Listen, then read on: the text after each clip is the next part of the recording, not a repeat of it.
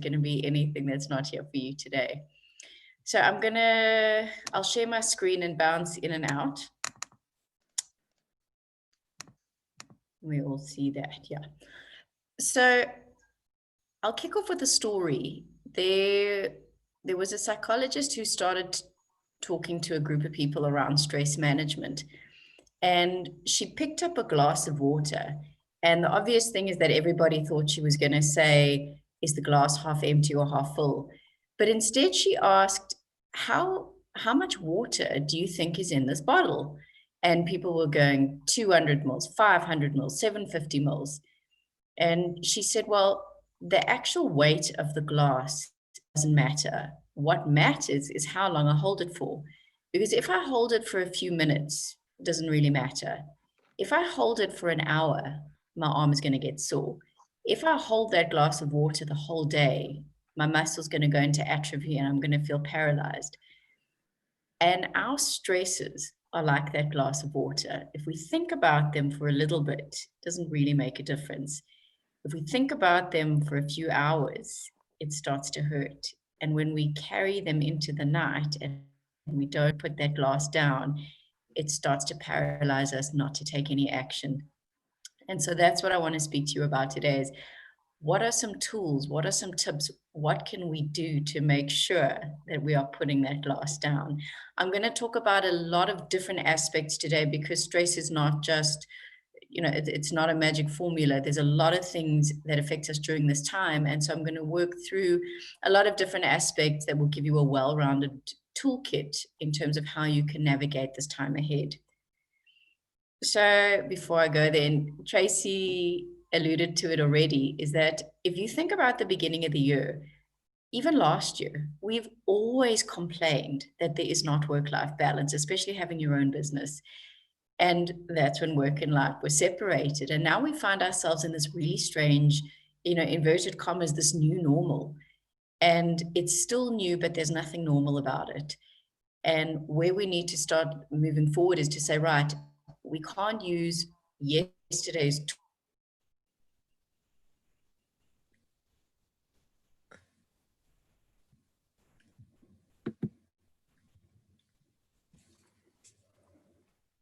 Laurie?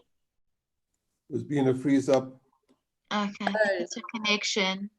Oh no, and now we lost you there for a bit.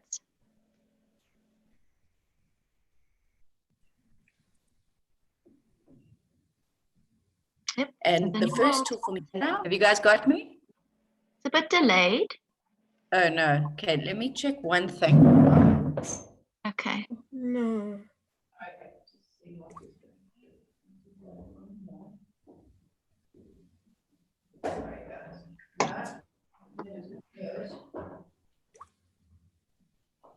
Sorry, I've just checked my system. Everything should be good. Have you got me now? Yes. Are we good? Okay. Yes, that's all good. Will you just flag me if that happens again? Sure. Okay. Right. I'm not sure where you got up to, but I will start again in terms of just talking to the quitting time. And what's really important is that we make a firm decision in our minds. When is my workday going to begin and when does my workday end? And I know it's very hazy, especially when you've got your own business, because you feel like you can never switch off. But this is really different times, and we've got to figure out, right, what is the time I'm going to start my day? And when you decide whether that's 6 o'clock, whatever time it is that works for you, to say, right, I'm done for the day, but it's about giving yourself permission to actually allow yourself to switch off and have that recovery. Because if we keep checking our phones 8 o'clock, 9 o'clock, 10 o'clock at night, it's escalating the stress. And I know we all have this internal panic of what if I miss something, or what if this mail came in, or what if I didn't get this message from a client. But the truth is we also need to set boundaries on when and how often we are checking our phones. And if we keep feeling this need to respond to mails at that time of the night, people are going to start to expect it from you. And there's a difference between, saving the day. Maybe there's a crisis, maybe there's an emergency, client needs us. We do what we need to do, but that should be the exception. That shouldn't be the daily grind that we're doing. So it's really being deliberate and giving yourself that permission to say, right, I'm giving myself space to recover from the day. Another tool, one of my favorite quotes is, if we don't control our environment controls us. What do I mean by that? Again, we're in a strange situation where perhaps our office is our dining room, our lounge, our whatever in one. But the way that we set up that workspace is going to make a huge difference to the productivity during the day. So the first thing to do to control your environment is manage your distractions. Regina, I left the medicine for you by the sink. Lean, you're on, not on mute. So creating our environment is managing distractions. What does that mean? When you sit down to get a task done, when you sit down to work on something, close or mute or switch off all the notifications on your socials. Close your inbox. So we'll talk about that a little bit later on, but turn off anything that is going to distract you from the task at hand, because that is how we kind of feel like we're not getting anything done in a day. You know, you sit down, it's now 5 o'clock and you feel like, what happened? But if we can be deliberate in terms of managing those distractions, if you think about even just WhatsApp, how many groups and chats do you have going at the moment? Perhaps there's one with your team. There's a family one. I've got 3 different ones for my kids' schools. And so what I do is that any group that is almost external, so the school chats or the family chats, everything gets muted. I leave my mom-in-law, and clients, that I'll leave those that I can get disturbed, inverted commas. But when you go, you come back to a chat and there might be 40 messages and you think you've missed something, but it's really someone sharing a joke and then everyone else chiming in. So turn off those, manage the distractions. What else in your environment? We are working harder than we've ever worked before. There's an illusion that we've got more time available to us, but we've got less time. So can you set up having everything you need right there? Water on the table, healthy snacks, because if we don't leave our chair and it's now 3 o'clock in the afternoon, what are we doing? We're reaching for the wrong foods. We're reaching for those fizzy drinks, the energy drinks, the things that are actually going to spike us and send us down crashing, rather than manage our energy in a better way. So if we can just think about how we want to set up the environment, that we can really set ourselves up for success. I pose this question to you. So what if we stopped celebrating being busy as a measurement of importance? And I think that almost feels like, the big dilemma during this time is that you speak to some people who are saying, wow, I've really managed to slow down during this time. And then there's other people who are saying they've never worked harder in their lives. And it really is getting to that middle ground of not having to feel like you have to be on all the time in order to be productive. And the way we do that is it's about saying, right, I have less time available to me now. What are the things that I'm going to get done today that will actually move the needle? What are the tasks I'm going to focus on? So I always like to use the analogy of a mason jar, a glass jar. And if I said to you, I'm going to give you big rocks, some sand, and some smaller pebbles, how are you going to fit it all in? If you started with the sand and the pebbles and then try to put the rocks in, there's no space. But if you started with the rocks, then the pebbles and the sand will filter in between, that's how you're going to fill the jar. And it's the same with how we spend our days. It's about saying, right, what are those big rocks? And I like to say have maximum three big things you want to do in a day. And you base your day around those, not the minutiae. Because if we base our day around the little things, that's when we feel like we're not making progress. And that is when we start to feel like we're stressing and the anxiety gets out of control. So let me pose this question to you guys. Do you use a to-do list? And I know we don't have cameras on, but I'm assuming most of you are nodding right now. And I want to challenge you to drop the to-do list. And the reason is this: our to-do lists have become a guilt list. It's the survival list to get us through the day. And every time we look at it, it's gotten longer and it's a reminder of what we haven't achieved yet. And often the thing with the to-do list is the first thing at the top is not necessarily the most important thing. It's the first thing we thought about. So I want you to ditch the to-do list and instead replace it with a success list. And the success list is very strategic. 3 big things maximum that has to get done in the day. And once you finish those 3 things, then you can go back and see what else is missing that you can do. So now you've got your success list. Okay, this is what I have to get done today. And the way forward, and it's the simplest thing, and maybe you say, okay, but I know this. But in times like this, we need to be reminded of the basics, and that is about using your calendar. Because the rule is, if it gets scheduled, it gets done. Everything from your life to your business goals. Because we can't wake up and then figure out, when am I getting everything done? But if you know, okay, Tuesday at 3, this is going to happen, you have a lot better chance of it working out. So here are some basic tips in terms of managing your calendar. So put your most important tasks the beginning of the day.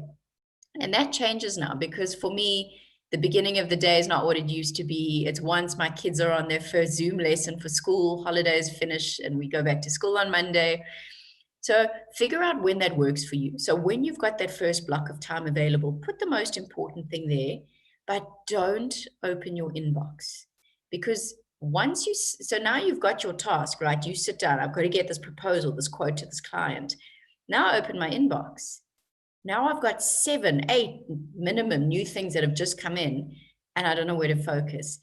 And once we start to, when you open the inbox, you're now potentially working on other people's urgencies, not necessarily your own. Schedule your stuff at the time of the day that works for you. If you are a morning person, put the big thinking things there. If you slump in the afternoon, like most of us, do the admin, do the phone calls, do the banking. And also try and leave blocks of time available. I know we're scared of white space. White space in the diary feels like we're not doing anything, but stuff's going to come up, as we've seen. So if you can, try leave yourself some breathing room. Avoid back-to-back meetings, because number one, you need a chance to process what just went on.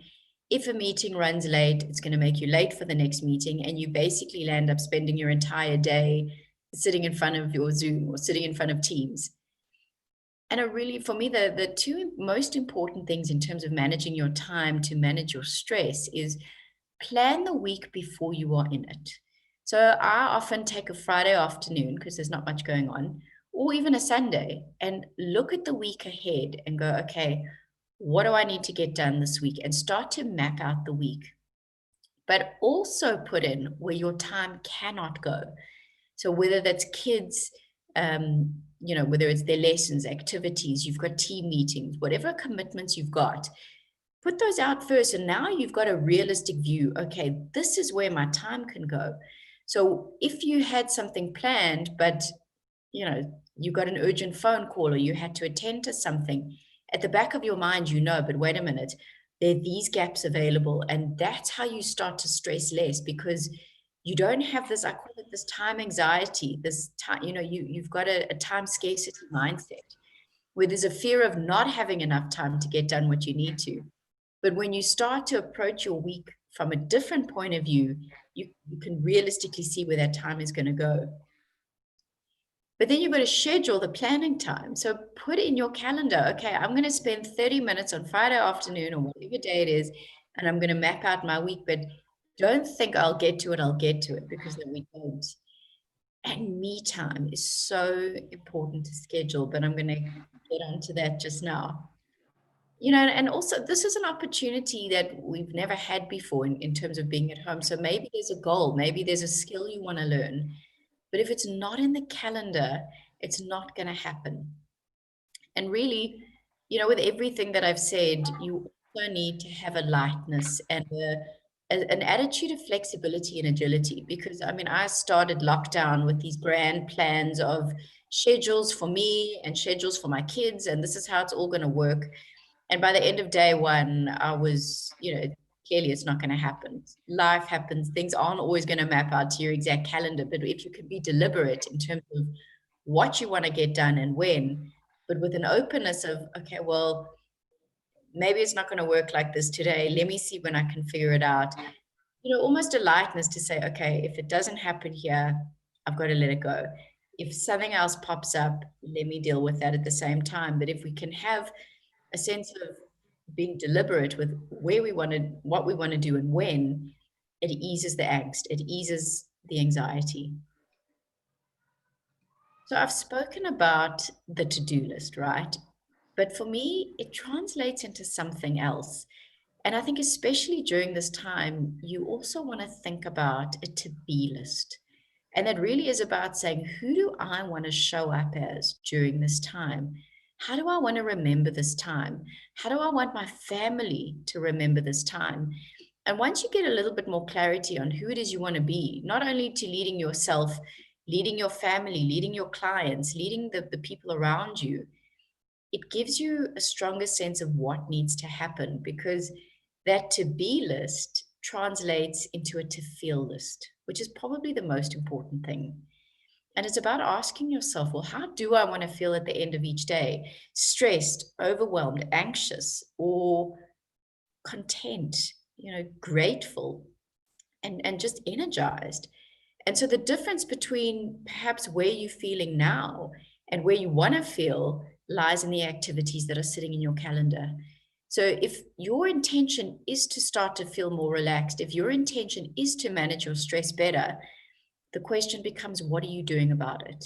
Where in your calendar, number one, are you showing up? Because that's when we feel out of balance, is when we're not even showing up at all. And number two, decide, okay, well, if I want to feel more relaxed, am I meditating? Am I making time to exercise? Am I journaling? What am I doing to manage my mind? And how am I managing my stress? What else is a big factor? A huge factor in terms of stress management, and I think we can all agree, is about procrastination. So again, if I had to say to you, who procrastinates? And I'm sure all of you are procrastinating about putting your hands up. Now, two interesting facts about procrastination. Number one is that it's actually an emotion management issue rather than a time management issue. Because if you think about something you need to get done, maybe it's getting that proposal, maybe it's getting that quote, maybe it's a presentation you've got to do to a new client or a pitch, and the stakes are quite high. When you think about it, we start to get fearful of, what is this going to mean for me? What happens if I don't nail it? What happens if I do nail it? And the task itself brings up all these kind of feelings. And so to avoid the feelings, we avoid the task. But here's the most interesting thing about procrastination. It's a stress management tool. Because if you think about what we're dealing with at the moment, never mind the impact on business, but there's concern about our parents, about family, about what's going on with the economy. I mean, the list is endless. And so we spend all day worrying about all of this stuff. Now you've got to sit down and get this presentation done, and your prefrontal cortex, which is the part of the brain responsible for big decision making, goes, oh, but I'm thinking about mom all day. Can we just watch cat videos? And then you think, okay. And 2 hours goes by, and all of a sudden you're like, oh my goodness, I'm supposed to be doing the thing and I haven't done it. And then the self-loathing starts, and we all go through that. So number one is about being kind to yourself. Number two is the stress is always going to be there. We had stress before COVID. We're going to have stress after COVID. But what we can control is a starting ritual. So what are we going to do to face the task differently now? And if you can just get yourself to sit down and work for 5 minutes, research says 80% of you will carry on with the task. So if you can just get yourself into that starting ritual. And the way we do that is by chunking it down. So if you don't think the presentation, don't think the pitch. You sit down and you say, right, for 5 minutes, all I'm going to do right now is map out the table of contents. All I'm going to do for 5 minutes is think about what are the key headings that I want to have in my presentation. Do that for best case, say there's a Pomodoro method where they say work for 20, take a break for 5. But even if you just do 5, you've made progress. You've worked on it. So now the next time you come back to it, okay, here are my key headings. What am I going to do now? What are the main 3 points that relate to each heading? you keep working like this, and it's what I call a micro win. So if you take the goal, the presentation, you chunk it down into tiny steps. Every time you do a little step forward, you create this trajectory of positive reinforcement. That's what keeps you going. And that's what we need to aim for now. Is it's not about perfection, but it's about aiming for progress. Progress creates momentum. Momentum keeps us going, and that is going to boost our confidence. But what else are we needing to take a big look at in terms of managing our stress? It's about self-care. And self-care is not selfish, and it may ring a lot of alarm bells, but if we're not putting ourselves into the calendar, we're not going to navigate this time effectively. And it's about really being realistic and saying, okay, well, if I put myself into that slot, I'm going to honor it. Not about going, well, oh yeah, I'm supposed to do that yoga thing, or I'm supposed to go for that walk now, I'm too busy. Honor that time. And if self-care doesn't feel like the right word for you, what about energy management? Because if you are not managing yourself, who's managing your business? You are your business. So think about, what are you doing to move? Your nutrition. Are you sleeping well? I mean, this is a whole talk on its own, but think about these things. You should be getting 7 to 8 hours of sleep a night. We've got to relax. And it's also about connection. So these are just things to think about. What are you going to start putting in the calendar? And if you think about an artist, he's, a Picasso, someone amazing. Before they sit down, they're going to get their tools ready, right? But you don't look at him and go, oh, what a waste of time. Why would he bother sharpening his pencils? That's how he does his craft. And guys, it's the same with us in our self-care. We have to get ourselves sharp. We have to get ourselves into a state and a place that we can perform our craft, whatever business we're in. So really make sure you're taking the time to do it. And you may be thinking, well, I don't have time as it is. Where am I supposed to fit it in? But let me ask you this. Do you think if you checked email a little bit less and checked your socials a little bit less, you could find 15 minutes a day? And I think that's doable. So now take that 15 minutes and put it into your calendar. Train yourself to wake up half an hour, 20 minutes earlier than normal. Because when you can start to put your self-time into the morning, number one, the family is asleep, hopefully. But mornings unfold in more predictable ways. And it's also when our willpower is at its highest. So if you think about it, willpower is actually like a muscle. And as you use it throughout the day, by the end of the day, your muscle's depleted, you're tired. And that's why a lot of diets are broken at night. Crimes happen at night, is because that willpower muscle's fatigued.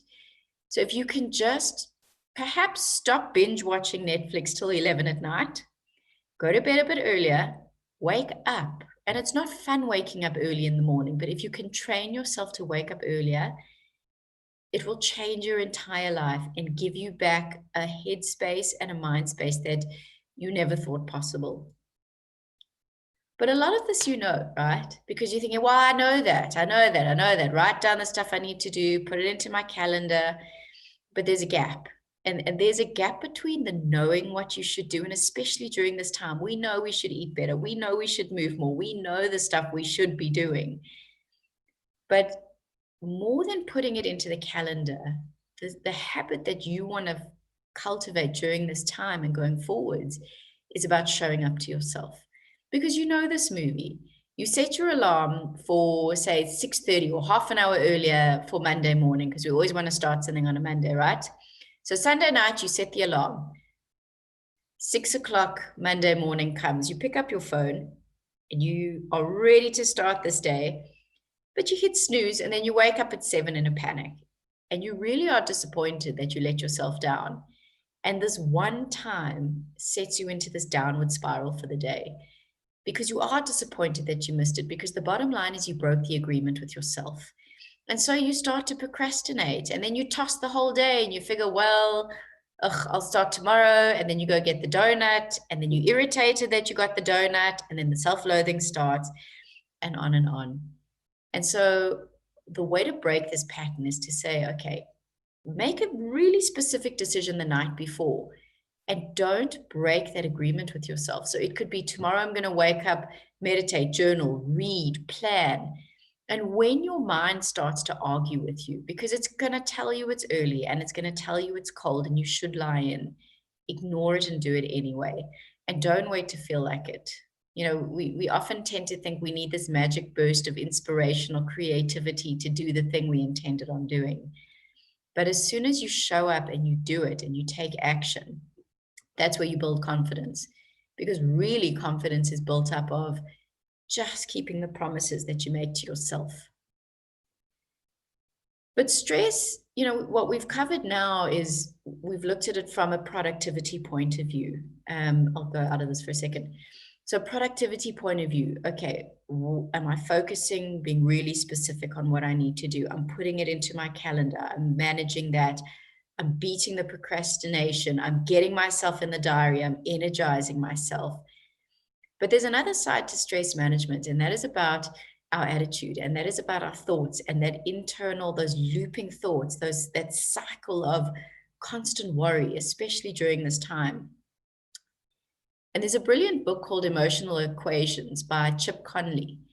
And he said anxiety is uncertainty times powerlessness.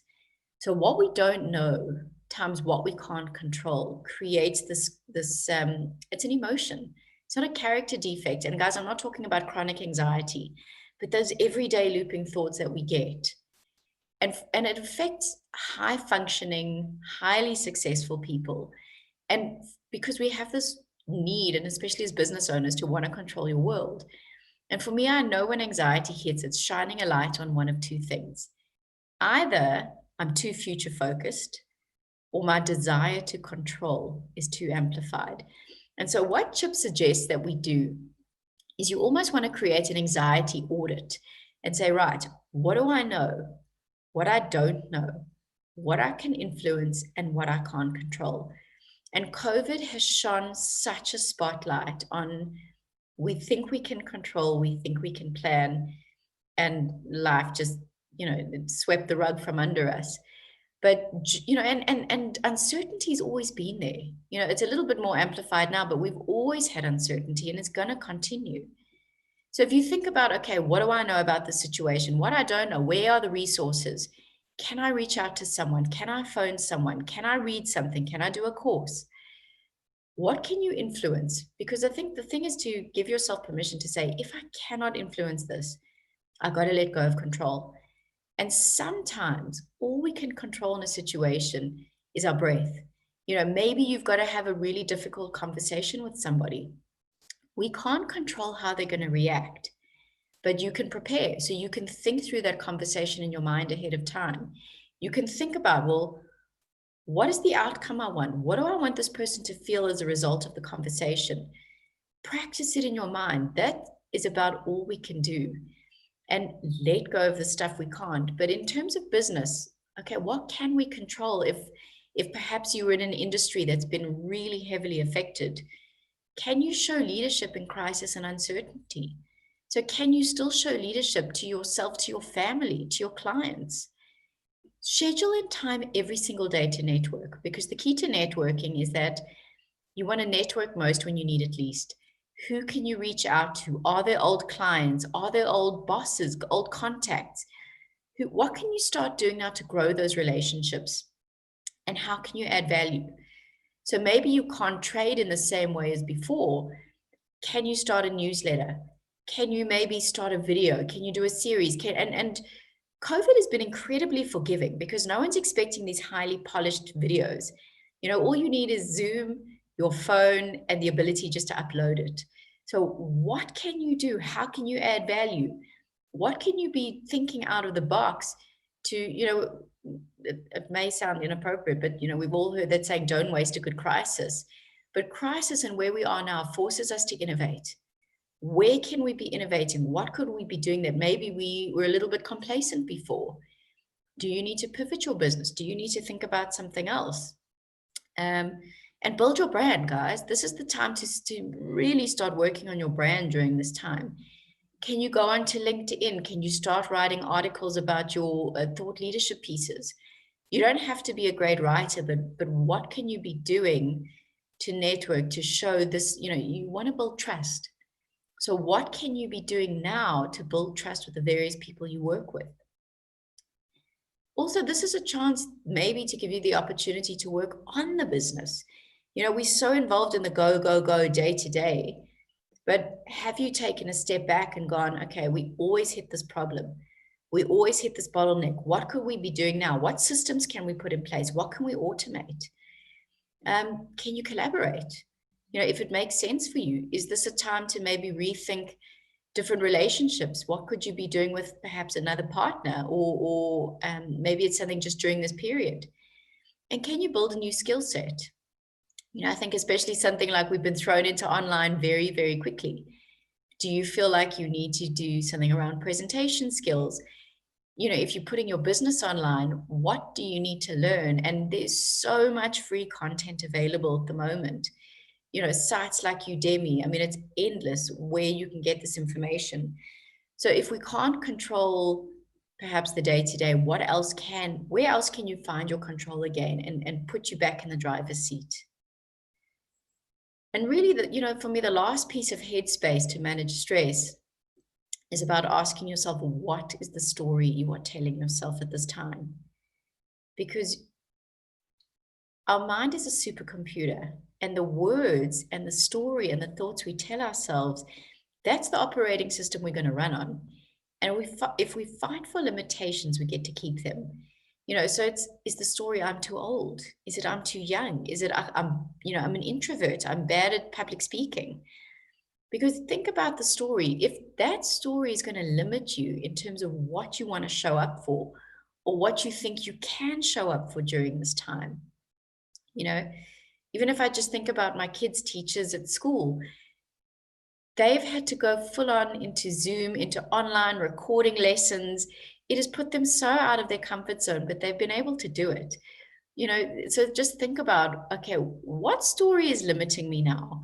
What story do I need to let go of right now that I can really show up during this time?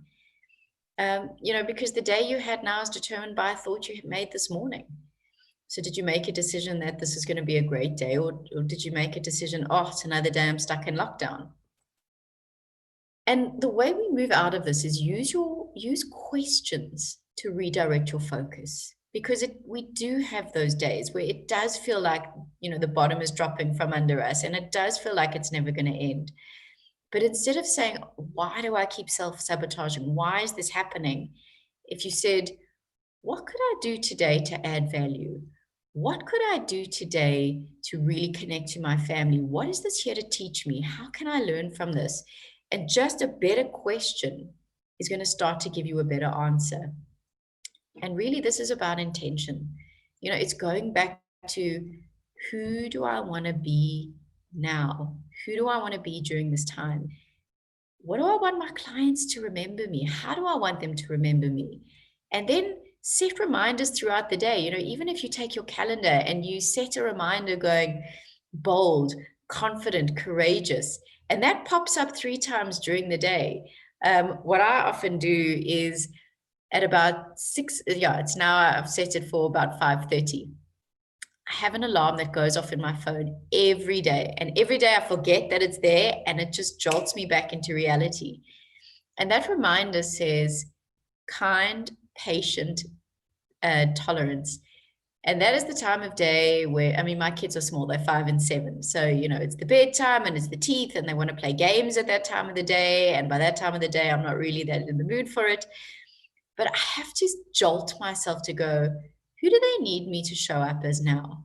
Who do they need me to be now? And during the day, we're going to have to be different people to different things, to, different times, whether we're dealing with clients, our family, depending what it is. So use a trigger to get you out of that anxious stress space and to show up to who you need to be for them as well. And what I want to start to finish on is that sometimes it feels like, well, I'm stressed and I'm tired, and how am I going to get through this day? And we do lose our motivation. If we've been hit hard in terms of this economy, it is hard to stay positive all the time. And you shouldn't be positive all the time. Allow those emotions to come up. But what I say is, right, if you find yourself, you've procrastinated, you've it's 3 o'clock in the afternoon and all you've managed to do is not even shower but watch Netflix, say, okay, I forgive you. For the next 5 minutes, I'm just going to do the right thing. And also see your day in micro choices. Because often what we do is we tend to say, well, if I've made one bad decision, I'm chucking the whole day. But if you see your day even in sections and you say, okay, well, I've got the morning, I've got, mid-morning, maybe 4 chunks to the day. And maybe the morning didn't go so great. Don't chuck the day, but go, okay, the next choice is going to be a better one. The next part of my day, I'm going to make sure I'm showing up who I want to be. And then also just, if you're feeling like you are in this rut and that you just cannot get out of the stress spiral, take a step back and go, okay, well, what would it look like if I did this differently? What would it look like if instead of doing this activity here, I woke up half an hour earlier? What if instead of, I keep telling myself at 5 o'clock, I'm going to go for a walk, but instead I'm too exhausted. Okay, that's not working.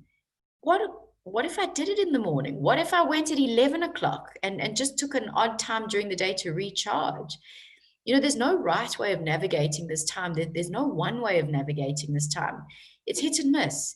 Some weeks you feel like you're on top of it. Some weeks you feel like I finally got this nailed. And then you have a day where you're just feeling lost all over again. And then look for pockets of time. So often, so maybe you've got 20 minutes before a call or half an hour, a meeting got cancelled. Don't just think, oh, well, it's 20 minutes. I can't get anything done in that time. And so you go into social media. Those little pockets throughout the day are so valuable. And maybe you can just listen to a podcast. Maybe you can read. Maybe that's your planning time. Maybe you can get the first chunk of your presentation done. So look and carve out these little pockets of time in the day, because those are the ones that add up. Then there's a Professor BJ Fogg from Stanford who wrote a brilliant book called Tiny Habits. And he said the way you start your day is going to set the trajectory for the rest of the day. And he created something he calls the Maui habit. And what it is when you wake out of bed, wake up and you put your feet on the floor, you say to yourself, well, so it's got a link to an existing habit you do. So after I put my feet on the floor, I'm going to tell myself today is going to be a great day. And even if you don't believe it, it's going to subconsciously filter in. But just by telling yourself today is going to be a great day, rather another grind, how am I going to get through this? This is a nightmare. You can tell the difference. The one is going to start to pull you down and the other is going to start to lift you up. And really, it is just about the habit of gratitude. And it's not just about writing, aimless things down on a piece of paper, but it's gratitude will ground you quicker than you realize. And what gratitude does is it trains your brain to look for what you've got, not for what's missing. And especially during this time where perhaps we have lost, there's always something else we can focus on to remind us what there is. And, also the way through this in terms of managing your stress and changing your mindset is developing a growth mindset rather than a fixed mindset.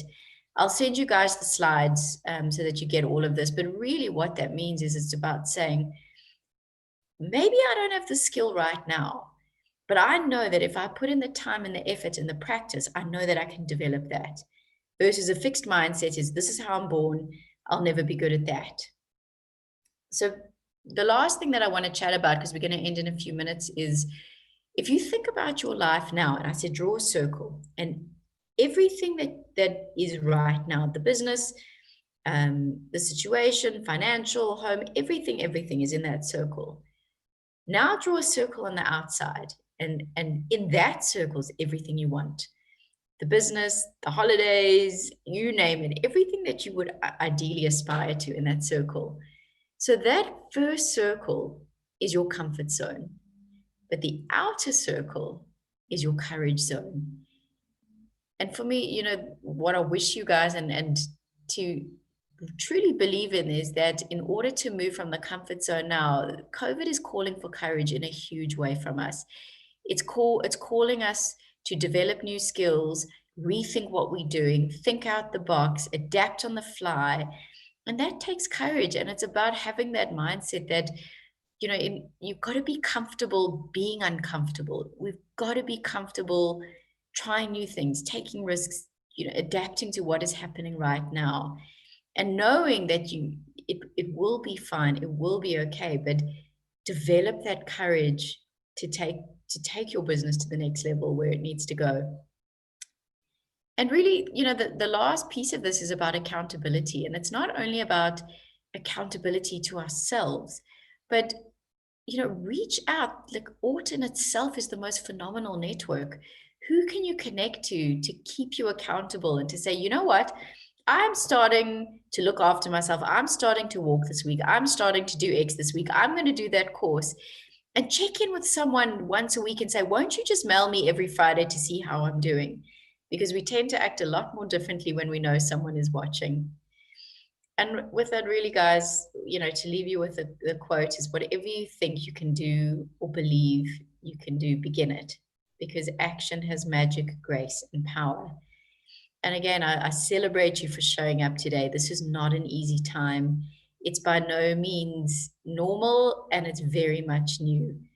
But if you just take it step by step, break down what you need to do, see it in micro wins, and also see stress is not only about damaging us, or we perceive it as debilitating us, but the way that you perceive stress is going to be how you manage the period ahead. Because it's about interpreting stress just means this is important to me, this matters to me, and it's rising you to the challenge. If you just think physically what happens to us under stress, we get more adrenaline, we get more oxygen to our muscles.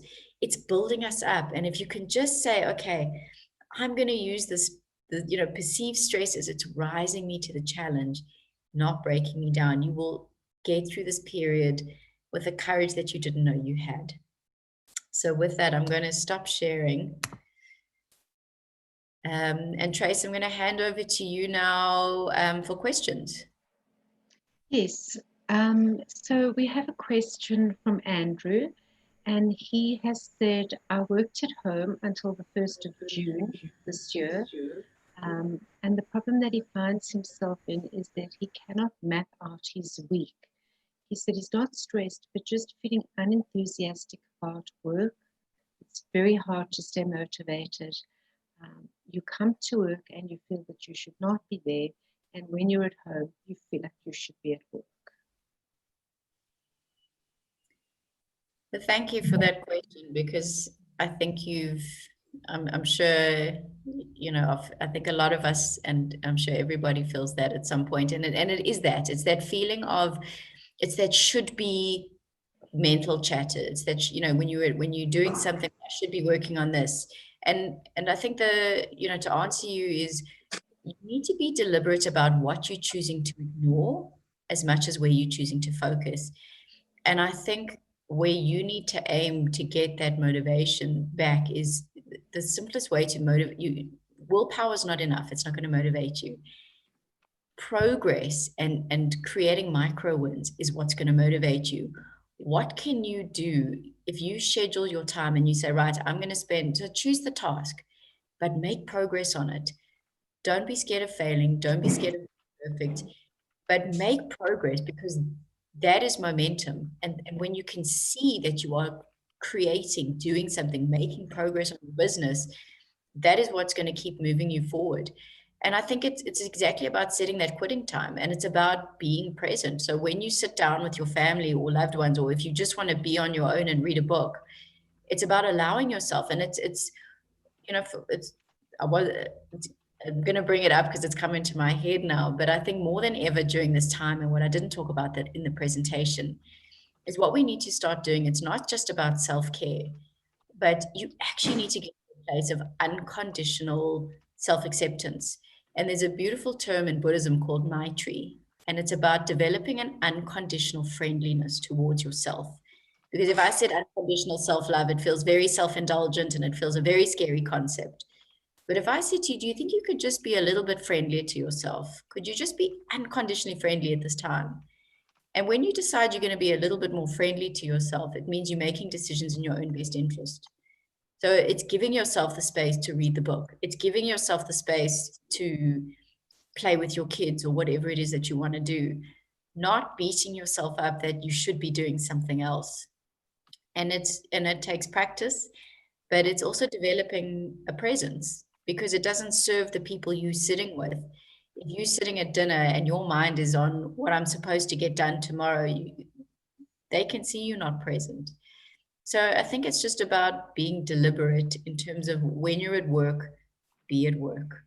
When you're on your personal time, give yourself that time, because if you don't have the recovery from work, you are going to drain yourself, and you will drain your battery, and you will feel unmotivated. So I hope that helps. Thank you. So Philip has thanked you for an incredible, he said, critical presentation.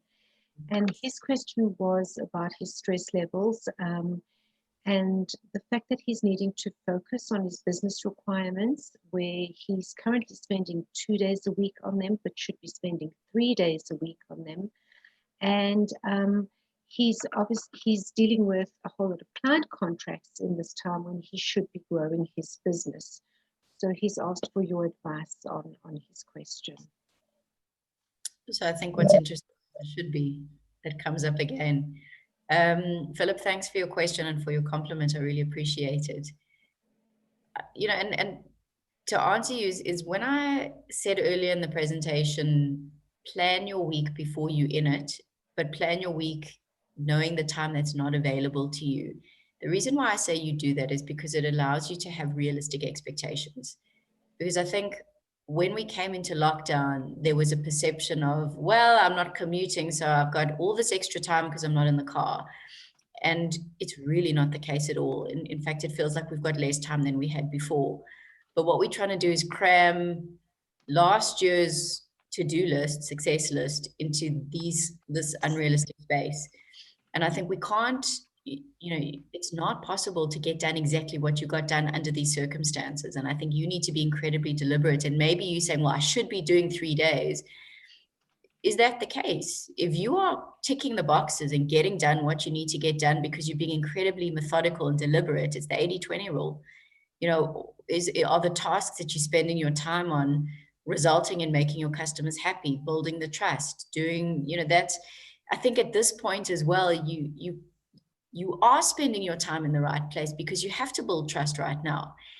Your customers need to feel during this time that you are there for them, that you are attending, that you are adding value. If you stop paying attention to them to go chase something else, a new customer, they may feel, well, Philip's not here when I need him the most. I'm going to look somewhere else. So I think arguably you need to look at yourself and say, no, I am doing the right thing. And it's incredibly valuable. And I think if you can schedule in time to say, right, what can I be doing to grow the business as well? Does that mean thought leadership pieces? Does that mean I'm reaching out to new people on LinkedIn? Does that mean I'm just, and just sending, if you schedule in 15 minutes a day of network time, hey, how are you doing during this time? Let me know if I can assist you in any way. So there's very clever strategic ways that we can do both. We could be adding value to the clients that are supporting us and showing up to us now. And we need to honor them the most, because we know it's much harder to get a new client than it is to retain our existing ones. And maybe we can add more value to our existing clients right now. Maybe there's a way to innovate and say, what else do you need from me right now? Are there any other services? Well, how else can I add value to you? So maybe we could grow our existing base as well. But I think it is possible in very strategic ways, even if it's 15 minutes a day, to also be working on new clients. But give yourself a break in terms of what can you realistically do at this point.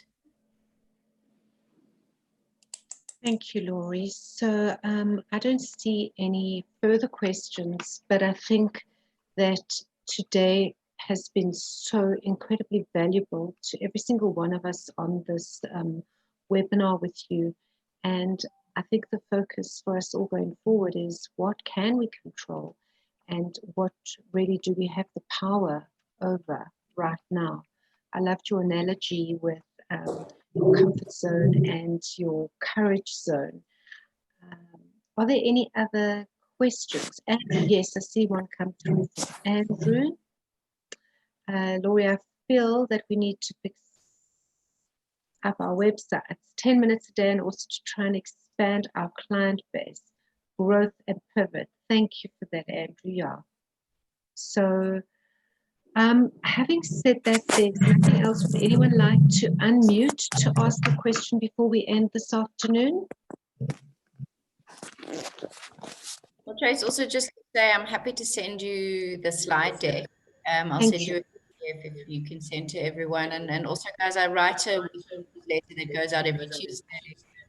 It's bite-sized, interesting tips, interesting things, and those details will be on the mail that I sent to Trace as well. So if you want to sign up to the newsletter, no obligation at all. It's incredible, incredible stuff to read, and I'm so lucky that I actually read all your material because it's been so valuable to me specifically.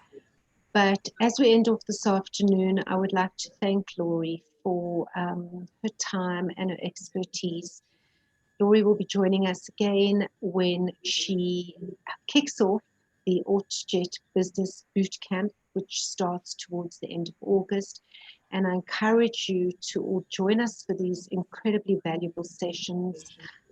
It's a 6-part bootcamp, 1 webinar a week. So I hope that we will see you all there. And in terms of the AutoJet program, we too are going through the pandemic. And if you are able to donate to AutoJet in any way, I have posted a link in the chat group. Please do so, taking into consideration that we are in a critical stage and need to ensure that we continue helping small businesses as much as we can and in any way possible. So having said that, we're going to close off now. And Laurie, again, thank you so much for an incredible, valuable webinar this afternoon. Thanks, and Trace, to you guys and to AutoJet, thank you for having me, guys. And it's really to everyone who showed up today. Thank you for your time and thank you for being here and for listening. I appreciate it. Thank you so much. Laurie, I see Thank you. you, Laurie. Bye, guys. Thank you for being so inspiring and critical. I think what you spoke about today was critical. There's no other way to say it, honestly. Thank you. Thank you. So thank you all for joining us and enjoy the rest of your afternoon.